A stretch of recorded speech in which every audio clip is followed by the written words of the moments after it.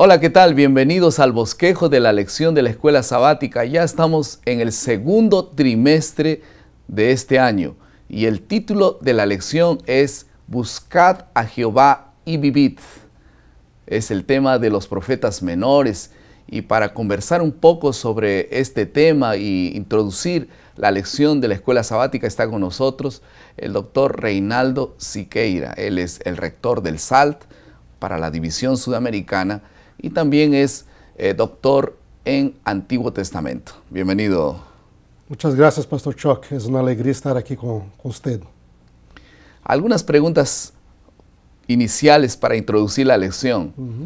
¿Por qué estos libros, y cuántos son estos libros considerados profetas menores? ¿Y por qué ellos son considerados profetas menores? Bueno, son 12 libros. Estos son los 12 últimos que aparecen en el Antiguo Testamento, empezando con Oseas y terminando con Malaquías, ¿no? Son llamados de profetas menores por la extensión del libro.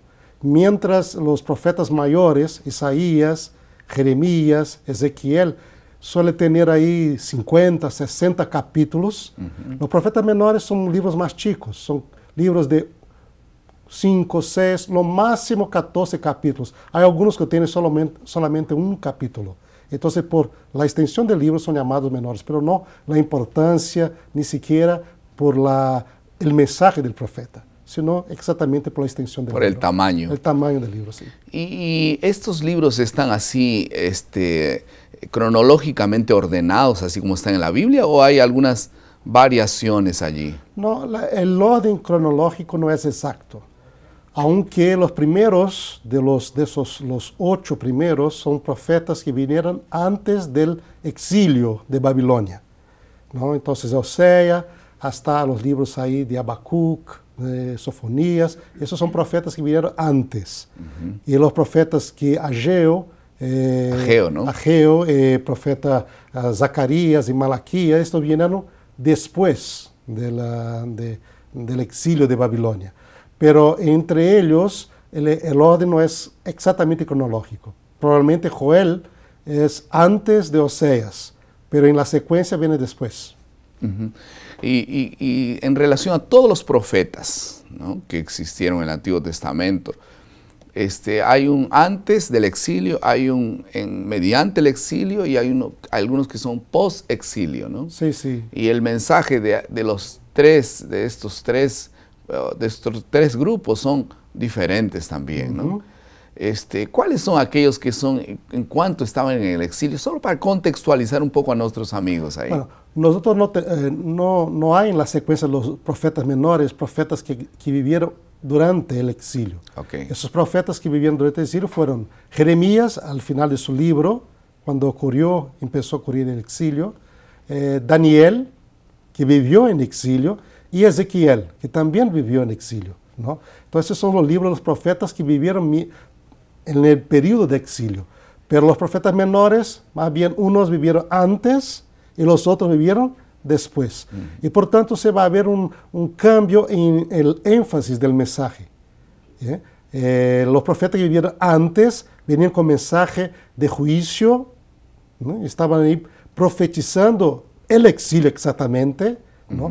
Pero también invitación a volver a Jehová, buscárselo para evitar exilio. Entonces había la probabilidad o la posibilidad que si la gente se volviesen a Jehová, podían evitar el exilio, sea de Asiria o sea de Babilonia, ¿no? Pero los profetas que estaban en el exilio ya estaban llamando a la gente que ya vivía en el exilio para buscar a Dios, para terminar el exilio, para pôr un fin al exilio. Y los que vivieron después vinieron con mensaje de exhortación, para estimularlos ahora a vivir fieles a Dios, para que pudieran aprender de la experiencia de sus ancestrales y no imitarlos, sino seguir el camino de Dios y ahora construir una nueva comunidad, construir el templo, vivir según las leyes de Dios y su voluntad, ¿no? Algunos profetas profetizaron específicamente para al pueblo israelita, ¿no?, que estaba el reino dividido, y también otros para Judá. o para Jerusalén, que era la tribu de Benjamín y la tribu de Judá, ¿no? ¿Es así? ¿Cuál era el papel de esos profetas? A veces ellos salían de sus fronteras, iban para Israel, o algunos solo eran exclusivamente para Israel y otros exclusivamente para Judá. Algunos de los profetas predicaban en la parte del país donde había nacido, como Oseas, es del reino del norte, y predica a su pueblo. Otros, como Amós, era de origen de la Judea, del reino del sur, pero Dios lo envió a predicar el reino del norte. Pero sin embargo, mismo que un profeta estuviese con su misión enfocada en uno de los reinos, el mensaje suele ser para los dos, no solamente. Hay una énfasis más específica para aquel reino, pero hay mensaje para el otro reino también. Sea en el profeta Oseas, sea en el profeta Amós, sea en el profeta Miqueas, sea en todos los otros profetas, siempre hay un mensaje para todo el pueblo de Dios. Pero hay que lembrarse que recordarse que ellos predicaban en este periodo en que el reino de Israel estaba dividido en dos.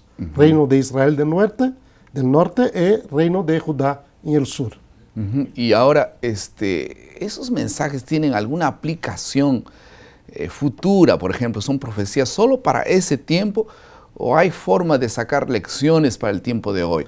Esa es una pregunta que muchas personas se hacen cuando leen los profetas menores especialmente. Sí, primero hay que acordarse que esos mensajes estaban ubicados dentro de un contexto muy específico. El contexto es el contexto del pacto entre Jehová y su pueblo de Israel, ¿no? Dios era el rey. El pueblo de Israel eran sus siervos. Ellos habían establecido un pacto en Monte Sinaí. En el Sinaí habían establecido este pacto de fidelidad uno al otro, ¿no? Y para transmitir el mensaje del rey a sus siervos, a sus súbditos, Dios estableció los profetas. En Deuteronomio 18 dijo que si uno quisiera saber lo que Dios deseaba decir, él debía escuchar el mensaje que Dios iba a transmitir por los profetas, por medio de los profetas. O sea, este es el canal, el medio que Dios había escogido para revelarse a su pueblo, ¿no? Entonces, cuando los profetas hablaban según el pacto. Pero en este pacto nunca fue un pacto solamente restricto al pueblo de Israel antiguo. Este pacto es un pacto que Dios estableció para toda la gente y todo el mundo, en todos los tiempos. Para toda la raza humana. Toda la raza humana. Había casos específicos que eran para Israel en aquel tiempo, pero varias profecías hablan hasta el fin de los tiempos, hasta el futuro, hasta la situación postrera a Israel, ¿no? Llega a nuestros días también. Y ahora hay algunas profecías en los profetas menores, inclusive, que habla sobre Jesús, el Mesías, ¿no? Sí. Pues, y sin duda que esas profecías acerca del Mesías de Jesús eran bien aguardadas en aquel tiempo, pero como en algún lugar de la profecía de los profetas menores habla también de, por ejemplo, Elías, que iría a preparar el camino de Jesús. También Elías es llamado el pueblo remanente de hoy, ¿no? Para preparar la segunda venida de Jesús. Ahí hay una extensión profética, ¿no? Sí, hay la profecía, por ejemplo, esto para nosotros como adventistas, ¿no? Es muy relevante porque este Elías profético siempre es un mensajero que prepara el camino del Señor. En la primera venida fue Juan el Bautista. Él vino para preparar el camino, preparar un pueblo para recibir al Señor, ¿no? Y cuando miramos la profecía del Apocalipsis, habla de un pueblo remanente que guarda los mandamientos de Dios y tiene la fe de Jesús, y este pueblo prepara el camino del Señor también, como su mensajero. Por supuesto, esto habla directamente de la Iglesia Adventista y su función y su misión en el mundo hoy, ¿no? Y es muy relevante para nosotros. Así que esa profecía de Malaquías trae un mensaje directo para nosotros. Y bueno, vamos a estudiar todas esas lecciones en este trimestre y esperamos contar con su presencia, y cada bosquejo va a estudiar un libro o a veces 2 libros de estos profetas menores. Dios bendiga el estudio de su palabra y prepárese para que estos mensajes puedan realmente impactar y puedan ser de grande utilidad en nuestro vivir y nuestra preparación para la venida de Jesús.